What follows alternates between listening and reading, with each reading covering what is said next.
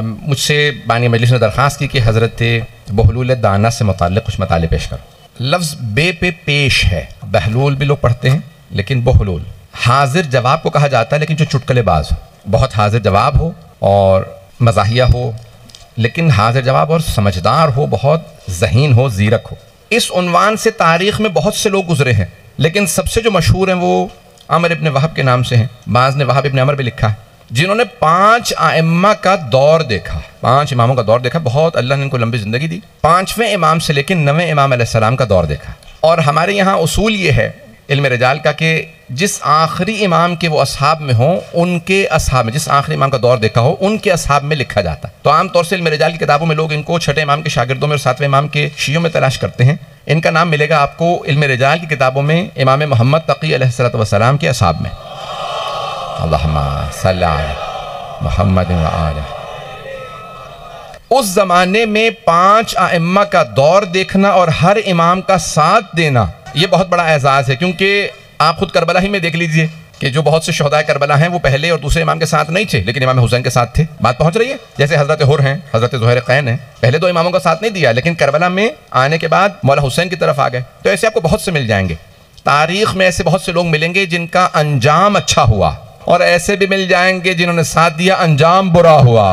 بہت پیارے انداز سے سن رہے ہیں میرے ٹوٹے پھوٹے الفاظ کو، یقین مانیے مجھے اپنی حالت کا پتہ ہے کہ اس وقت جو ہے میں کتنی دوا کھا کے بیٹھا ہوں مجلس پڑھنے کے لیے، تاکہ میرا بخار جو ہے مجھے زیادہ تنگ نہ کرے۔ تو عزیزان گرامی، حضرت عمر ابن وہب، یہاں تک بعض نے لکھا ہے کہ ہارون الرشید جو خلیفہ تھا، قاتل تھا 7ویں امام کا، اور اس کو کہہ لیں کہ عباسی خلیفہ تھا، دنیا کی بڑی حکومتوں سے اس کی حکومت گزری ہے، اس کا قریبی رشتہ دار ہونے کا بھی ان کا مقام تھا، یعنی بہت قریبی رشتہ دار تھے۔ بعض نے لکھا خالازاد بھائی تھے، بعض نے اور بھی رشتے لکھے، مجھے تفصیل میں نہیں جانا۔ اور یہاں تک کہ اس کے وزیر بھی رہے ہیں۔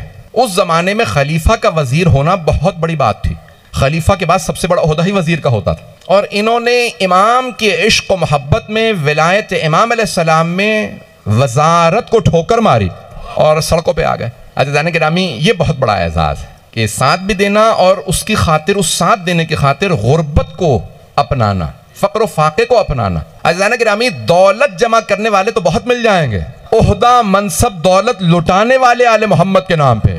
تو اب یہ وزیر تھے، ان کی مخبری ہو گئی، کچھ لوگوں کی مخبری ہوئی، وہ تقیہ کا دور تھا، بنی عباس کا دور، تقیہ بڑا سخت دور تھا، بنو امیہ کا بھی دور سخت دور تھا۔ تو اب ان کی مخبری ہو گئی کہ یہ شیعہ 7ویں امام کے چاہنے والوں میں، اور ہارون نے 7ویں امام کو زندان میں رکھا ہوا تھا۔ اب امام خود تقیہ میں ہے، یعنی کھل کے اظہار نہیں کر سکتے یہ میرا شیعہ ہے، اس کو یہ پیغام دے دوں، کیوں جانتے ہیں زندان میں ہوں، جس سے کھل کے بات کروں گا اس بیچارے کو مار دیا جائے گا، اسے شہید کر دیا جائے گا۔ بات پہنچ رہی ہے؟ تو امام کھل کے بات کا اظہار بھی نہیں کر سکتے۔ اب ایک مرتبہ جب ان کی مخبری ہوئی تو یہ چند افراد، 3 افراد 4 افراد گئے 7ویں امام کے پاس زندان میں، اور آنے کے بعد اظہار کیا، کہا کہ مولا آپ حالات جانتے ہیں، ہمارے لیے کیا حکم ہے؟ تو امام نے کہا جیم، ایک حرف ادا کیا، سبحان اللہ، جیم۔ سبحان اللہ۔ جتنے ذہن تھے انہوں نے اپنے اپنے حساب سے سوچنا شروع کیا۔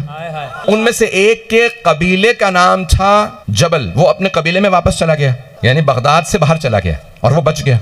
دوسرے نے امام علیہ السلام کے جیم سے جمل لیا، اونٹ پہ سوار ہوا، جہاں اونٹ لے جائے گا وہاں چلا جاؤں گا، وہ بھی بچ گیا۔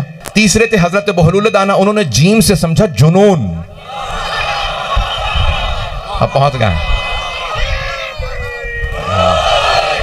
اب یہ جنون لوگ سمجھ رہے تھے یہ ویسے دیوانے ہیں، حضرت بحلول دانا عشق امام میں جنون کی حد تک تھے، تو انہوں نے جیم سے جنون سمجھا۔ اچھا، جنون دیوانگی کے لیے انسان کو سرٹیفکیٹ کی ضرورت نہیں ہوتی، حرکتیں کرنے لگے سب مان لیتے ہیں۔ انہوں نے محل چھوڑا، سڑک پہ آ کے سونے لگے، بہترین کھانا رہنے دیا، اور وہ جو کوڑے پہ کھانا ہوتا تھا وہاں سے ایک روٹی کا ٹکڑا اٹھا لیتے، وہ کھا لیتے۔ تو ہارون نے کہا لگتا ہے کہ بحلول جو ہیں وہ دیوانے ہو گئے، محل چھوڑ کے سڑک پہ کون سوتا، صرف عاشق علی ابن ابی طالب۔ انہوں نے جنون اختیار کیا اور گئے، اور جانے کے بعد پورے علاقے کے اندر کہہ دیا بھائی ٹھیک ہے، بس سڑکوں پہ سونے لگے، محل چھوڑ دیا۔ عزیزان گرامی، یہاں تک دیوانگی کا اعلان کر چکے تھے، پھر بھی ہارون بلاتا رہتا، ان سے بحث کرتا رہتا، جانتے تھا، جانی خود وہ جانتا تھا کہ ان کو دیوانگی میں بھی اگر چھیڑو تو ان کی زبان سے پھول جھڑتے ہیں، اور یہ ایسے ایسے حکمت کے دروازے کھولتے ہیں جو کوئی بڑے سے بڑا حکیم بیان نہیں کر سکتا، بڑے سے بڑا عقل مند ایسی چیزیں بیان نہیں کر سکتا۔ تو ایک مرتبہ خود بڑا مشہور و معروف واقعہ، ان کے بہت زیادہ واقعات ہیں، میں چند واقعات کی طرف اشارہ کروں گا۔ اب امام کے عشق میں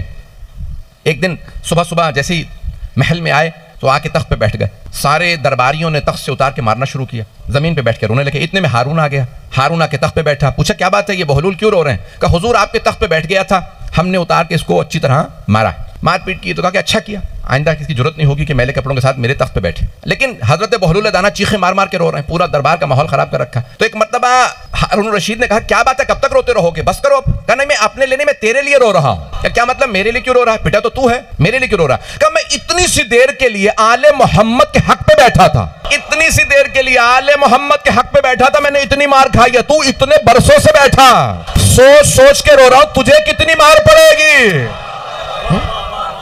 تو حضرت بہلول دانا بے انتہا ذہین، زیرک، سمجھدار، اور جس قدر ہو سکتا تھا آل محمد کی ولایت کا دفاع کرتے، جہاں جاتے وہاں پہ آل محمد کی ولایت کا دفاع کرتے۔ سرور کائنات نے کہا تھا یا علی لا یبغضو کا، کوئی آپ کا بغض نہیں رکھے گا سوائے اس کے کہ جس کا شجرہ خراب ہو۔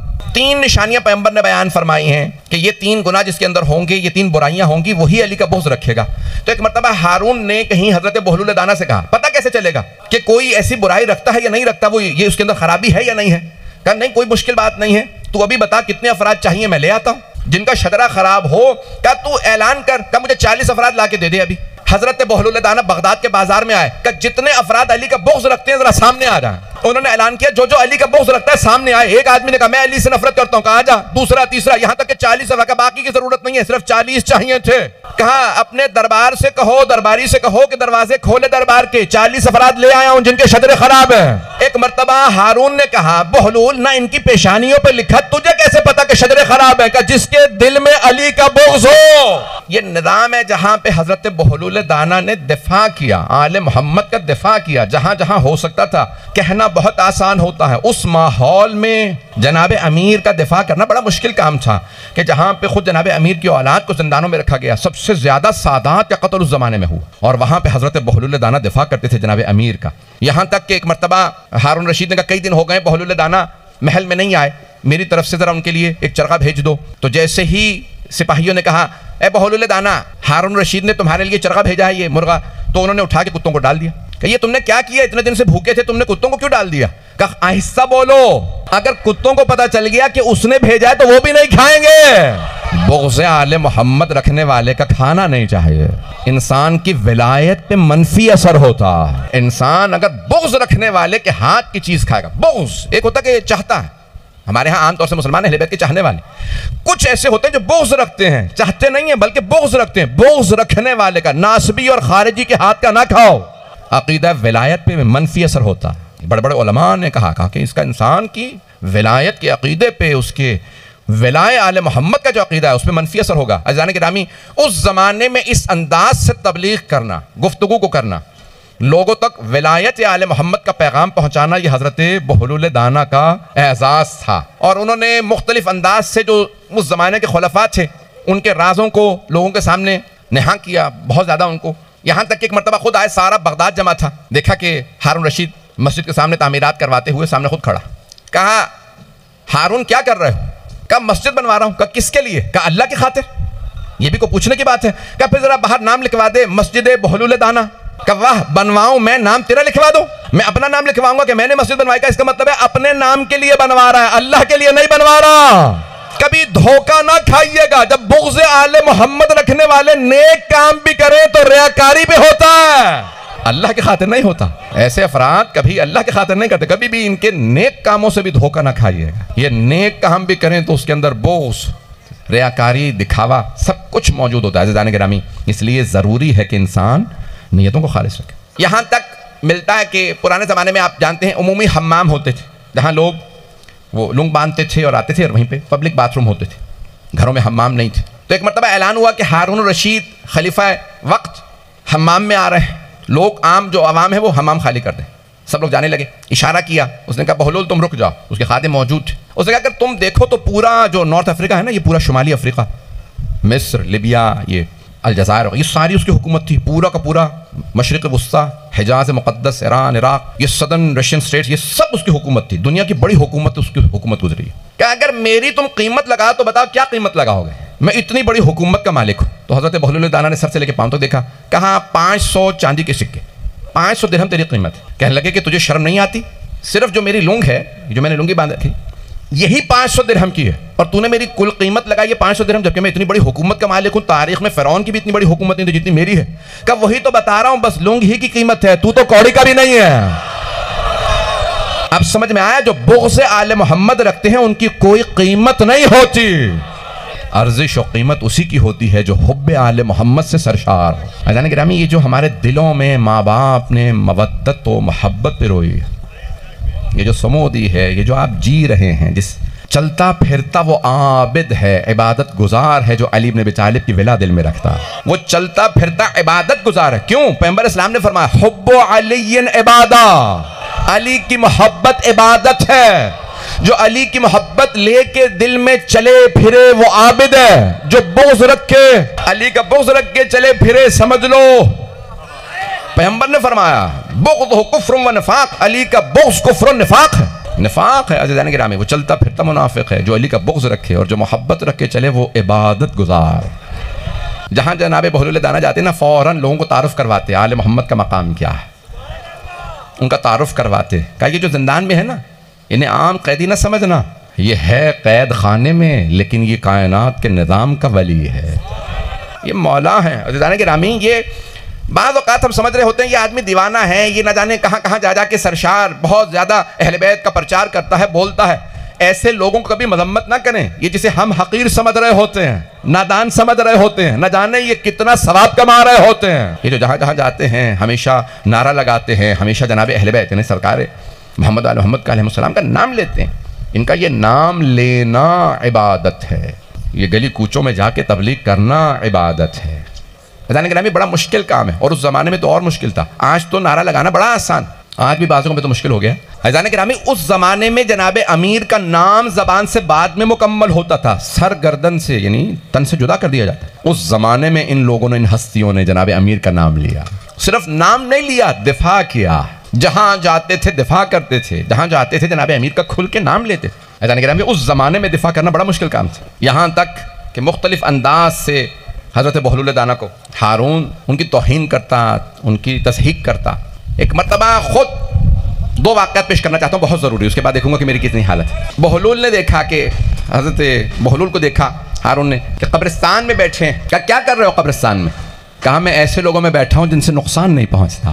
کہا تمہارے ساتھ بیٹھو سوائے نقصان کے کچھ نہیں ہوتا، اور ان مردوں کے ساتھ بیٹھا ہوں ان سے نقصان نہیں ہوتا، یہ نہ غیبت کرتے ہیں، یہ بڑے اچھے لوگ ہیں، توجہ۔ یہاں تک کہ خود زبیدہ جو زوجہ تھی اس کی ہارون کی، اہل بیت سے ولا رکھتی، تو دیکھا کہ جناب بہلول زمین پہ کھیل رہے ہیں، مٹی سے کھیلتے رہتے تھے، اکثر زمین پہ بیٹھے رہتے تھے، تو مٹی سے کھیل رہے ہیں۔ کہا بہلول کیا کر رہے ہو؟ کہا جنت بیچ رہا ہوں، خریدو گی؟ کہا کتنے میں بیچو گے؟ کہا ایک کھانا کھلا دو۔ کہا کھانا میں کھلا دیتی ہوں، مجھے جنت بیچ دو۔ کہا جنت تمہاری؟ کہا ہارون تم جنت خریدو گے؟ کہا مٹی کی جنت کون خریدے؟ توجہ، رات میں خود ہارون الرشید نے خواب دیکھا کہ روز قیامت ہے، فرشتے کھڑے ہیں، زبیدہ سے کہہ رہے ہیں جنت میں آ جا، ہارون سے کہتے تو جہنمی ہے۔